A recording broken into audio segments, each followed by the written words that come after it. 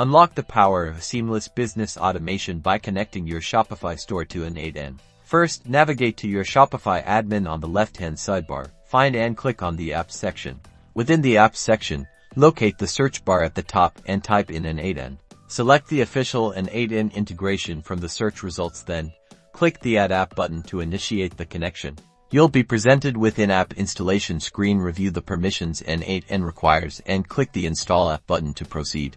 Now, switch over to your N8n workspace, open or create a new workflow on the left-hand sidebar. Find the node search and type in Shopify. Select the Shopify node in the node settings. You'll need to configure the connection. Click the Add New Credential button. You'll need to generate API credentials from your Shopify store in your Shopify admin. Go to Apps. Then develop apps for your store. Create a new private app and grant it the necessary permissions to access your order and customer data. Copy the generated admin API access token.